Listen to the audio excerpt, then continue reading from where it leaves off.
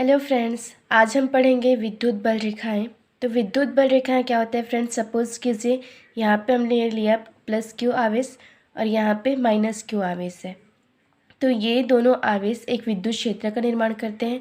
यदि हम यहाँ पे एकांक धन आवेश रख दें तो ये जो है धन प्लस क्यू आवेश और ये धन आवेश जो है एक दूसरे को प्रतिकर्षित करेंगे और ये एकांक धन आवेश और ये माइनस क्यू आवेश जो है एक दूसरे को आकर्षित करेंगे। तो ये एक वक्र का निर्माण करेगी। तो ये एकांक धन आवेश जो है जिस मार्ग पर गमन करेगी वहाँ से अगर हम इसको मिला दें तो हमें एक वक्र प्राप्त होगा। तो इसी को बोलेंगे हम विद्युत बल रेखाएं। तो विद्युत क्षेत्र में रखा एकांक धन आवेश जिस मार्ग पर गमन करता है वह पथ उन बिंदुओं से मिला जो वक्र होता है उसे विद्युत बल रेखाएं कहते हैं। तो फ्रेंड्स, इसी को ही विद्युत बल रेखाएं कहते हैं। अब हम देखेंगे विद्युत बल रेखाओं के गुण। तो विद्युत बल रेखाओं का फर्स्ट गुण क्या है? विद्युत बल रेखाएं खुला वक्र बनाती हैं। तो फ्रेंड्स, जो ये विद्युत बल रेखाएं ये खुला वक्र बनाती है। ये प्लस क्यू से प्रारंभ होकर माइनस क्यू तक जाती है, लेकिन माइनस क्यू से प्लस क्यू तक नहीं आती, इसीलिए विद्युत बल रेखाएं खुला वक्र बनाती है। दूसरा क्या है? विद्युत बल रेखाएं जहाँ पर सघन होती है वहाँ विद्युत क्षेत्र की तीव्रता अधिक होती है। यहाँ से अनेकों बल रेखाएं निकल रही है, तो ये जहाँ पर मतलब इनका जो बल रेखाएं हैं वो जहाँ पर अधिक होगी, सघन होगी, वहाँ पर भी विद्युत क्षेत्र की जो तीव्रता होगी वो अधिक होगी। विद्युत बल रेखाओं में लंबवत आकर्षण या लंबवत प्रतिकर्षण होता है। सपोज कीजिए यहाँ पर भी अगर विद्युत बल रेखाएं होती है तो ये एक दूसरे को लंबवत आकर्षित या लंबवत प्रतिकर्षित करेंगे। ये तिरछा एक दूसरे को प्रतिकर्षित या आकर्षित नहीं करेंगी। चौथा क्या है फ्रेंड्स? विद्युत क्षेत्र की तीव्रता की दिशा स्पर्श रेखी दिशा में होती है। जैसे कि अगर हमने यहाँ पर अगर एक स्पर्श रेखा खींच दिया तो ये जो है विद्युत क्षेत्र तीव्रता की दिशा होगी फ्रेंड्स। पांचवा क्या है? दो विद्युत बल रेखाएं एक दूसरे को कभी नहीं काटती। तो फ्रेंड्स, ये जो विद्युत बल रेखाएं हैं ये एक दूसरे को कभी नहीं काटती। और एक मोस्ट आईएमपी क्वेश्चन है फ्रेंड्स कि विद्युत बल रेखाएं एक दूसरे को कभी नहीं काटती, क्यों? यह हमेशा एग्जाम में आता है। तो इसका आंसर है दो विद्युत बल रेखाएं एक दूसरे को कभी नहीं काटती, क्योंकि यदि दो क्षेत्र या बल रेखाएं एक दूसरे को काटती तो प्रतिच्छेद बिंदु पर दो स्पर्श रेखाएं खींची जाती। सपोज कीजिए यदि ये एक दूसरे को काटती तो अगर हम वहाँ पे स्पर्श रेखा खींचते तो उनकी जो दिशाएं होती वो दो दिशाएं होती, जो कि गणितीय अवधारणा से संभव नहीं है। हम देखते हैं यदि दो क्षेत्र रेखाएं एक दूसरे को काटती तो प्रतिच्छेद बिंदु पर दो स्पर्श रेखाएं खींची जा सकती है, जिसका अर्थ यह हुआ कि प्रतिच्छेद बिंदु पर विद्युत क्षेत्र की दो दिशाएं होंगी, जो संभव नहीं है।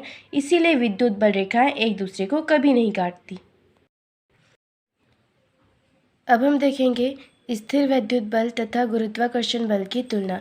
तो स्थिर वैद्युत बल कूलाम ने दिया और गुरुत्वाकर्षण बल जो है न्यूटन ने दिया। तो हमने लेते हैं एक परमाणु। ये एक परमाणु है फ्रेंड्स और इसके मध्य में नाभिक है। नाभिक में यहाँ पे प्रोटॉन है, प्लस आवेश में है, और ये जो इलेक्ट्रॉन है ये नाभिक के चारों ओर वृत्ताकार कक्षा में चक्कर लगाते हैं friends.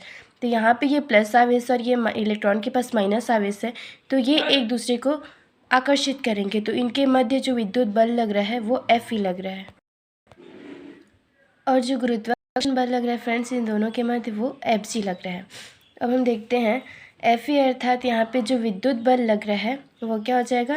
Fe is equal to 1/4πε0 into QE। QE यहाँ पे क्या है फ्रेंड्स? इलेक्ट्रॉन पर आवेश है, इलेक्ट्रॉन पर आवेश, और QP प्रोटॉन पर आवेश है, और अपॉन में r²। तो जो इसका मान होता है 1/4πε0 का मान होता है 9 × 10⁻⁹ होता है, और QE अर्थात इलेक्ट्रॉन पर आवेश क्या होता है 1.6 × 10⁻⁻19 होता है, और प्रोटॉन पर भी आवेश सेम ही होता है फ्रेंड्स। तो क्या हो जाएगा? Fe is equal to 9 × 10⁻9 into 1.6 into 10⁻⁻19 into 1.6 into 10⁻⁻19 upon में r²। इसको हम दे देंगे समीकरण 1। अब हम देखते हैं फ्रेंड्स जो Fg वहाँ पे बल लग रहा था उसका मान हम निकालेंगे। तो Fg बराबर क्या हो जाएगा? G into Me। Me यहाँ पे क्या है फ्रेंड्स? इलेक्ट्रॉन का द्रव्यमान है, तो इलेक्ट्रॉन का द्रव्यमान होता है 9.1 इंटू 10⁻⁻31, और यहाँ पे Me इंटू MP। MP क्या है फ्रेंड्स? प्रोटॉन का द्रव्यमान है, अपॉन में r²। तो एम ई यानी कि इलेक्ट्रॉन का द्रव्यमान ये है और एम पी प्रोटॉन का द्रव्यमान 1.67 इंटू 10⁻⁻27 है फ्रेंड्स। तो अब हम इसमें ये सभी मान को पुटअप कर देंगे तो क्या आ जाएगा 6.67 इंटू 10⁻11 इंटू 9.1 इंटू 10⁻31। यहाँ से है फ्रेंड्स ये एम ई इलेक्ट्रॉन का द्रव्यमान है और ये प्रोटॉन का द्रव्यमान है अपॉन में r²। अब हम इसको दे देंगे समीकरण 2। अब फ्रेंड्स हम क्या करेंगे, समीकरण 1 में समीकरण 2 का भाग दे देंगे। तो ये समीकरण 1 है फ्रेंड्स और ये समीकरण 2 है, इनमें हम भाग दे देंगे तो क्या हो जाएगा, ये r² और ये r² कैंसिल हो जाएगा फ्रेंड्स। तो इनको पूरा सिंप्लीफाई करेंगे तो क्या आ जाएगा फ्रेंड्स, Fe भागित H is equal to 2.27 into 10⁻39। अब अगर हम इसकी तुलना में इसको नगण्य मान लें तो क्या आ जाएगा friends, Fe is equal to Fg into 10⁻39। तो ये जो है विद्युत बल लग रहा है वो गुरुत्वाकर्षण बल का 10⁻39 गुना होता है। तो अब इसी को हम शब्दों में देखेंगे फ्रेंड्स। तो क्या हो जाएगा, इलेक्ट्रॉन और प्रोटॉन के बीच जो विद्युत बल होता है वह इलेक्ट्रॉन और प्रोटॉन के बीच जो गुरुत्वाकर्षण बल होता है उसका 10⁻39 गुना होता है। Thank you friends.